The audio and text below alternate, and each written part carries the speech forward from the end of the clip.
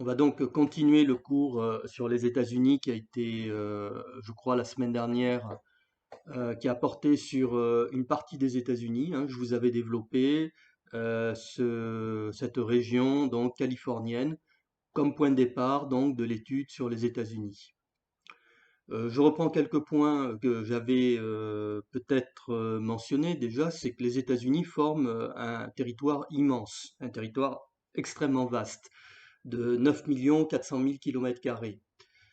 Si vous voulez, si vous regardez la superficie de l'Europe, hein, je ne parle pas de l'Union européenne, mais de toute l'Europe, c'est à peu près 10 400 000 km². Donc rien que les États-Unis ont pratiquement la grandeur donc de l'Europe. Donc c'est un territoire immense. C'est un territoire qui est peuplé de presque 330 millions d'habitants et qui s'étend de l'océan Atlantique jusqu'au Pacifique sur à peu près 4500 kilomètres d'États. Il y a d'ailleurs 50 États aux États-Unis, 48 sont métropolitains et 2 sont à l'extérieur du territoire américain. L'un un peu plus au nord-ouest des États-Unis, c'est l'Alaska, et l'autre qui se trouve dans l'océan Pacifique, c'est l'État d'Hawaï. Alors, on avait aussi mentionné que du nord au sud, les États-Unis, ça fait à peu près 2500 kilomètres, hein. Donc, d'est en ouest, je répète, 4500 kilomètres, du nord au sud, 2500 kilomètres. C'est donc un État extrêmement vaste. Alors, de quelle manière les États-Unis parviennent-ils à dominer le monde? En quoi la maîtrise et l'aménagement de ce territoire lui donne-t-il donc les moyens de se positionner en tant qu'unique superpuissance politique, économique et culturelle? C'est ce que nous allons étudier dans ce cours. Premier point que je voudrais aborder avec vous, c'est le rôle mondial des États-Unis. Le rôle mondial des États-Unis est actuellement, on pourrait dire, en perte de vitesse. Néanmoins, il reste quand même prépondérant. Alors, depuis la fin de la guerre froide, qui a eu lieu, si vous voulez, entre 1989 et 1991, c'est-à-dire depuis la disparition de l'Union soviétique, de l'URSS en 1991, les États-Unis sont devenus par défaut la dernière et seule superpuissance planétaire. Donc, on va essayer d'aborder quels sont les éléments fondateurs de cette puissance, de cette hyperpuissance planétaire. Les États-Unis dominent les échanges mondiaux. En dépit de la crise de 2008, la crise des subprimes que les Américains ont subie, ils cumulent des records mondiaux dans de nombreux domaines. Par exemple, la monnaie, le dollar, est la monnaie d'échange internationale et qui est incontournable. Les autres États donc sont soumis aux effets des fluctuations de cette valeur de la monnaie des États-Unis. L'agriculture américaine est la première au monde. Elle est considérée comme l'un des greniers à blé du monde. C'est d'ailleurs les États-Unis qui donc vont fournir au reste du monde une grande partie donc des céréales. Ils produisent 20% des exportations agricoles mondiales, avec seulement 2% de la population active dans l'agriculture. Leur industrie est aussi la première de la planète. Elle représente à elle seule 20% de la production mondiale. Le commerce extérieur américain est l'un des plus puissants au monde. Les États-Unis sont aujourd'hui le troisième exportateur et le troisième importateur planétaire. Donc ces principaux partenaires, où les trouve-t-on? Bien d'abord en Amérique du Sud, en Amérique centrale, mais également dans la partie de l'Amérique du Nord, ses États voisins, c'est-à-dire au nord le Canada et au sud le Mexique. Et puis enfin, autre grand partenaire commercial donc des Américains, c'est l'Union européenne, sans oublier bien entendu le Japon. Ils sont également les premiers producteurs de services, par exemple à travers leurs banques. mais également la diffusion de leurs parcs de loisirs, de leurs parcs d'attractions. Vous connaissez tous, par exemple, les parcs Walt Disney. La bourse de Wall Street à New York domine aussi pardon, le marché financier mondial. La bourse des matières premières, elle est localisée sous les Grands Lacs, notamment à Chicago. Et elle fixe les prix des matières premières, des produits agricoles et des minerais. Les États-Unis sont la première force militaire également de la planète. Ils ont à leur disposition un véritable arsenal ultramoderne, complet, qui, je ne pense pas qu'il est d'équivalent nulle part ailleurs, ni même en Russie, ni même encore en Chine. Ils peuvent compter sur la première force aérienne du monde, la première force navale et aéronavale, avec d'ailleurs 11 porte-avions disponibles actuellement, et bientôt 13, hein, puisqu'il y en a 2 qui sont en cours de construction. Ils ont aussi un armement nucléaire impressionnant. C'est donc un arsenal qui leur permet d'imposer leur hégémonie militaire et diplomatique au reste du monde. D'autant plus que les Américains sont présents partout dans le monde. Ils sont également à la tête de grandes alliances militaires commandées par eux-mêmes par le Pentagone. Je veux parler, par exemple, dans l'hémisphère nord de l'OTAN, l'Organisation du territoire atlantique nord, et dans l'hémisphère sud de l'OTAS, hein, qui est l'équivalent de l'OTAN. Alors, quelles autres formes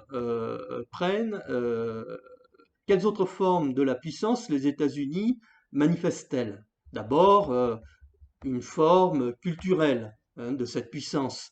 Les Américains ont un mode de vie qui est à eux, qu'on appelle en anglais The American Way of Life. Eh bien, ce mode de vie, ils entendent le diffuser partout.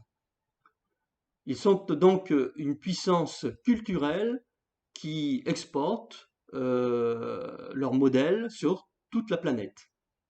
Le rayonnement culturel de ce pays est extraordinaire.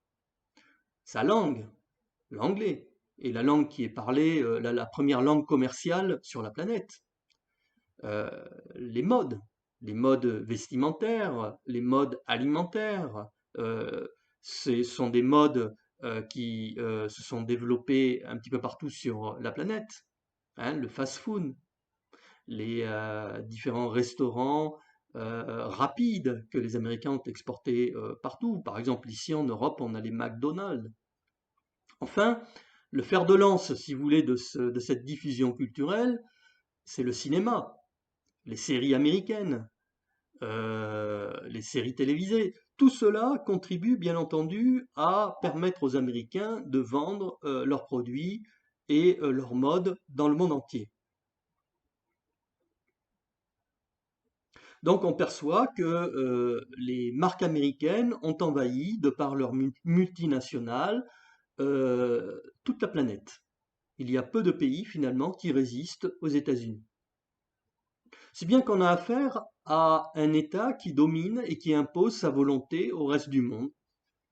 Les États-Unis sont une puissance non seulement pour l'ensemble du continent américain, mais comme je viens de vous le dire, également pour le reste du monde. Les États-Unis sont convaincus d'ailleurs de l'intérêt d'une intégration économique à l'échelle du continent américain tout entier. Ils sont pour l'instant le pays le plus puissant de ce qu'on appelle l'ALENA. L'ALENA, c'est l'Association de libre-échange nord-américain, qui est une zone de libre-échange sans frontières, un peu si vous voulez comme l'Union européenne, pour les marchandises, entre les États du Canada, du Mexique et les États-Unis. L'ALENA a pris naissance en 1994. Alors je comparais l'ALENA à l'Union européenne, mais c'est pas tout à fait la même chose parce que par exemple, pour les personnes, pour les citoyens, il n'y a pas de porosité des frontières. C'est-à-dire que les citoyens américains ou mexicains ou canadiens doivent avoir, si vous voulez, des laissez-passer pour passer d'une frontière à l'autre. Depuis la fin des années 90, les États-Unis militent pour que soit créée une immense zone de libre-échange à l'échelle de tout le continent américain.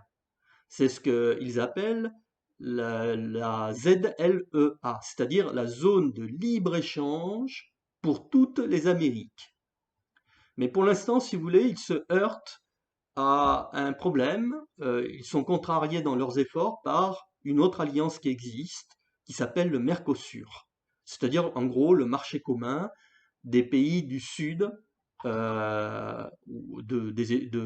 sud de l'Amérique, c'est-à-dire, en gros, le marché commun des pays de langue latine. Les multinationales des États-Unis sont l'instrument, le fer de lance de domination des États-Unis. La puissance économique américaine repose sur les importants investissements directs à l'étranger. Souvent, vous voyez marqué dans les livres IDE, hein, c'est ça que ça veut dire, investissements directs à l'étranger, qui sont donc réalisés par leurs firmes transnationales. Les multinationales américaines délocalisent leurs usines, notamment les usines de montage, dans les pays du Sud, afin d'y bénéficier d'une manœuvre peu exigeante en termes de salaire et de faire donc baisser le coût des marchandises. C'est également le cas si vous regardez au niveau des frontières du Mexique et avec les États-Unis. C'est ce qu'on appelle les zones de maquiladora. Les usines américaines se sont donc délocalisées sur ces zones frontalières entre les États-Unis et le Mexique, donc dans les maquiladoras. Alors je ne sais pas trop par contre vous dire ce que ça va donner avec la fameuse construction du mur Trump. Alors depuis la fin de la Seconde Guerre mondiale, et surtout depuis la fin de la guerre froide en 1989, les États-Unis se considèrent comme les gendarmes de la planète. Ils disposent de bases militaires sur tous les continents et leur puissante flotte de guerre que je viens de vous citer tout à l'heure sillonne les mers du globe un petit peu partout. Ils utilisent leurs forces militaires lorsqu'ils estiment que leurs intérêts stratégiques, économiques ou autres sont menacés. Ce fut le cas, par exemple, lors de leur intervention à Panama en 1989, lorsque, je crois, le général Noriega, à l'époque, a essayé donc de s'emparer du Panama. Enfin, ce fut le cas en Irak en 1991 et en 2003. Et puis enfin, ce fut le cas plus récemment en Afghanistan, hein. Voilà les dernières interventions américaines, militaires. Alors les États-Unis constituent un espoir pour beaucoup de personnes, et notamment pour les habitants pauvres des pays du Sud, plus particulièrement pour ceux d'Amérique centrale, du bassin des Caraïbes et d'Amérique latine. C'est pourquoi l'immigration clandestine ou non vers les États-Unis est la plus forte du monde. Et c'est aussi peut-être la raison pour laquelle le mur de M. Trump risque d'échouer. Issus de cette immigration, les minorités étrangères y sont particulièrement nombreuses. D'ailleurs, si vous regardez aux États-Unis, la deuxième langue aujourd'hui, derrière l'anglais, et qui est en passe d'ailleurs même de devenir la première langue, c'est l'espagnol. Est-ce à dire que les États-Unis sont une puissance illimitée, d'après tout ce que je viens de vous mentionner?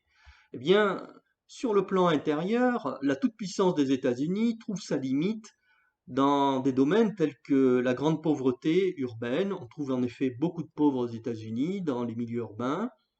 Également les problèmes qui sont liés à l'environnement, hein. Les Américains n'ont pas lésiné sur les moyens pour développer leurs industries, pour développer aussi, si vous voulez, comment dire, l'exploitation des ressources minières. Et ils se sont donc engagés dans une politique ces 50 dernières années de grande destruction finalement de l'environnement. Et ceci, bien entendu, fragilise les États-Unis. Il y a également un autre facteur qui fragilise les États-Unis actuellement, c'est le désintérêt assez massif des Américains pour la politique. Il y a beaucoup d'Américains qui se détournent donc des élections, ce qui laisse la place, si vous voulez, après à des aventures électorales un petit peu particulières. Sur le plan économique, les États-Unis sont très fortement concurrencés par certains pays et certains États. Je pense par exemple aux BRICS que j'ai cité hier. Alors, dans le programme de troisième, excusez-moi, vous étiez peut-être pas derrière vos ordinateurs, c'est-à-dire le Brésil, la Russie, l'Inde, la Chine et S comme South Africa, c'est-à-dire l'Afrique du Sud.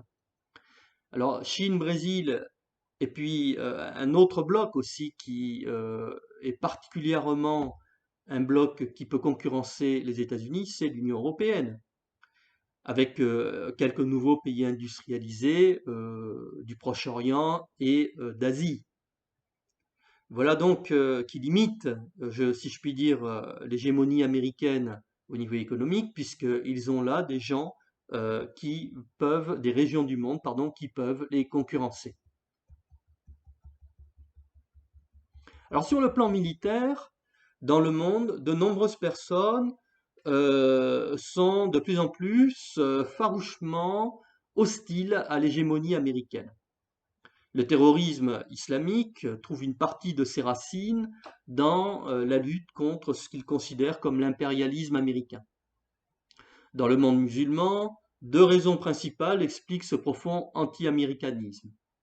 Premièrement, le soutien inconditionnel des États-Unis à l'État d'Israël, et deuxièmement, les interventions américaines à répétition en Irak et en Afghanistan.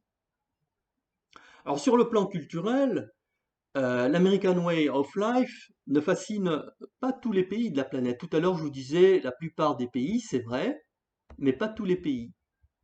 Vous avez une résistance culturelle au mode de vie américain qui, dans certaines régions du monde, est contestée. Par exemple, c'est le cas au Maghreb. Les populations maghrébines ont tendance à préférer le cinéma indien de Bollywood à celui des Américains d'Hollywood. D'accord? Vous avez là donc de jeunes générations de nord-africaines, hein, puisque du Maghreb, qui ont une attirance qui finalement n'est pas uniquement focalisée sur les États-Unis et sur le mode de vie américain. La puissance des États-Unis, elle est avant tout une affaire de territoire. Si vous regardez les cartes sur votre livre des États-Unis, vous verrez que ce territoire immense est parfaitement bien mis en valeur. Hein, c'est un territoire qui a enfin qui a pu devenir ce qu'il est aujourd'hui qu'à partir d'une maîtrise du territoire au fur et à mesure, bien entendu, des besoins de l'économie des États-Unis, mais également de l'économie mondialisée. Alors ce territoire est globalement maîtrisé par les transports très efficaces. On y trouve par exemple un réseau de transport et de télécommunications ultra performant. Les moyens de transport assurent la maîtrise de cette immensité. 15 des plus importants aéroports du monde, plus le quart du réseau routier de la planète, enfin un tiers du réseau ferré, des voies navigables très importantes également dans le nord-est, je veux parler du Mississippi et sous les Grands Lacs, eh bien tout cela contribue à la puissance américaine. Un nombre important aussi de métropoles qui sont des centres d'impulsion locaux, régionaux et parfois même au niveau national et mondial. Hein, vous avez des grandes villes américaines mondialisées que vous connaissez tous, comme par exemple New York, comme San Francisco, Los Angeles, pour ne citer que ces trois, mais vous en connaissez d'autres. Et les Américains possèdent donc de nombreuses métropoles tournées vers la mondialisation et vers l'espace national de leur pays. À ce titre, pour comparer, la France n'a qu'une seule grande métropole mondialisée. Je pense que vous le savez, c'est Paris. Alors les Américains sont très mobiles, leurs capitaux et leurs activités également. Souvent à la base de départ, souvent la base de départ de tout cela est la même, c'est-à-dire d'un point de vue géographique, le nord-est des États-Unis. Le territoire des États-Unis, il est parfaitement organisé. Leur réseau de transport, que je viens de citer tout à l'heure, sert à couvrir des distances immenses et à relier les nombreuses métropoles qui ponctuent et animent le territoire américain. Il permet également d'exploiter avec cohérence les 5 grands ensembles territoriaux qui forment donc les États-Unis. Ces 5 grands ensembles territoriaux sont les suivants. Le premier pôle de développement américain, c'est le nord-est. Alors le nord-est des États-Unis, avec sous les Grands Lacs la Manufacturing Belt, hein, ce qu'on appelle la ceinture sous les des industries, c'est là le véritable centre du pays, son cœur névralgique et économique. C'est le berceau, si vous voulez, de l'industrie américaine du 19e et du 20e siècle, qui a donné naissance d'ailleurs à une mégalopolis côtière qui s'étend de Boston à Washington, hein, vous regarderez sur une carte, et qui compte près de 20% dans cette mégalopolis de la population totale du pays, entre bien entendu la Manufacturing Belt et la mégalopolis. On y trouve 6 des 10 premières métropoles américaines, 40% de l'industrie nationale, les 2 plus grandes bourses du monde, l'une qui est à New York et l'autre à Chicago, comme je vous le disais tout à l'heure, la plupart des sièges sociaux des grandes firmes transnationales, les plus grandes universités, comme par exemple Boston et Harvard, tous les centres de commandement, l'ONU à New York, mais également le centre de politique du monde, qui s'écrit le plus souvent donc à Washington. Deuxième pôle important des États-Unis, c'est ce qu'on appelle la ceinture du soleil, en anglais la Sun Belt.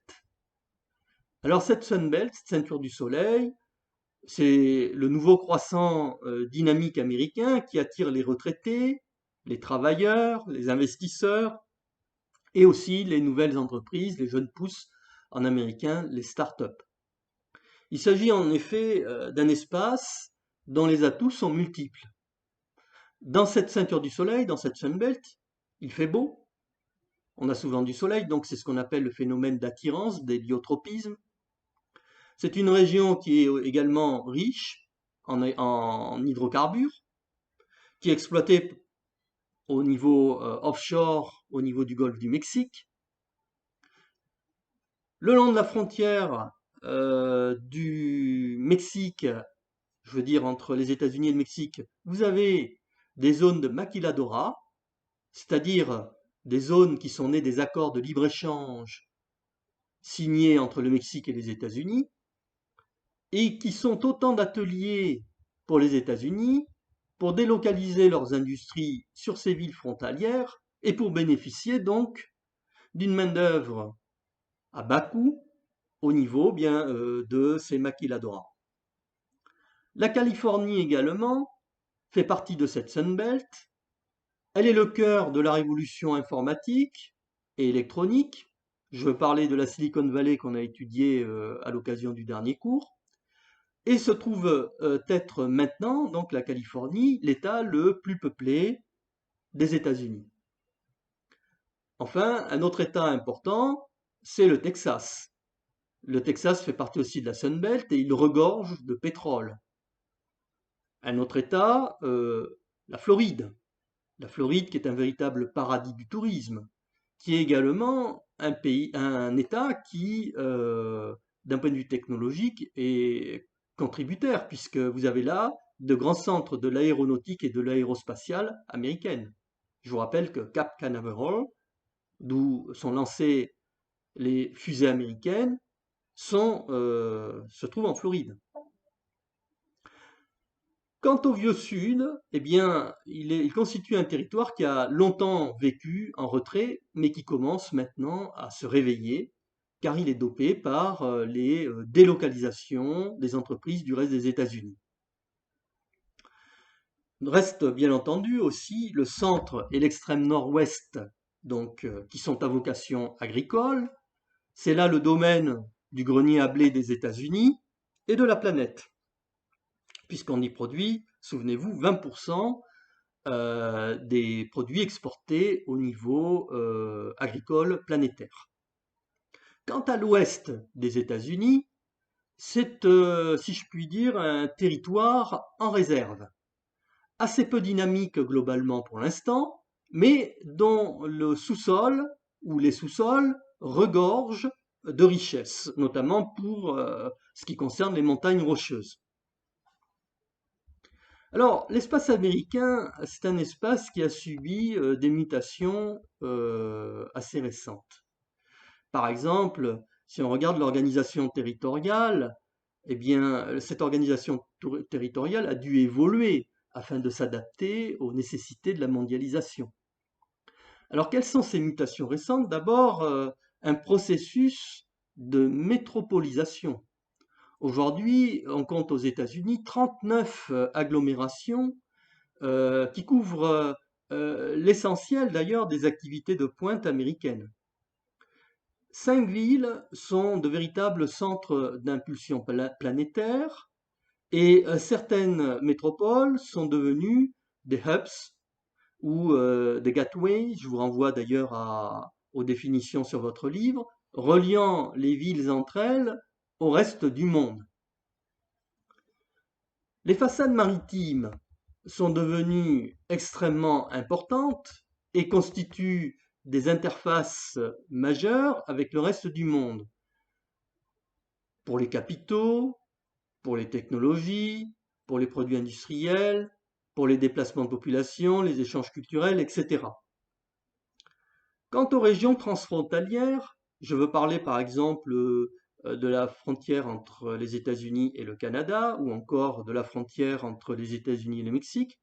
Eh bien, ces régions transfrontalières américaines affichent un réel dynamisme économique et migratoire du fait des accords de libre-échange dont je vous parlais au début de ce cours, l'ALENA, les accords de libre-échange entre donc Mexique, euh, États-Unis et Canada. Voilà, je crois que j'ai fait le tour à peu près de l'essentiel de ce que je voulais vous dire. Si vous voulez, on peut peut-être faire un petit résumé, l'essentiel de ce qui pourrait être à retenir. Eh bien, les États-Unis sont formés, si vous voulez, d'un territoire immense. Ils jouent donc un rôle mondial de première importance, de premier plan dans le monde. Depuis la disparition de l'URSS en 1991 et donc de la fin de la guerre froide, ils sont devenus la première puissance politique, économique, financière et militaire du monde. Leur hégémonie leur est d'ailleurs reprochée par un certain nombre de courants politiques dans le monde qui remettent en cause leurs interventionnismes, qui remettent en cause le libre-échange et leur volonté d'imposer leur volonté au monde. Alors ce territoire immense, c'est également un territoire globalement bien maîtrisé, bien organisé, même si certaines régions sont moins développées que d'autres aux États-Unis. Hein, je veux parler de l'Ouest américain. Les États-Unis ont veillé à ce que leur espace soit bien intégré à la mondialisation et à ce que ces espaces leur permettent d'y jouer un rôle de premier plan. Hein. Ils ont eu pour ce faire, bien entendu, toute latitude à la fin de la guerre froide. Voilà, j'ai donc terminé ce cours. Si vous le souhaitez, vous pourrez le revoir. Il sera donc mis en ligne donc sur Pronote à partir de ce soir. Je vous remercie beaucoup.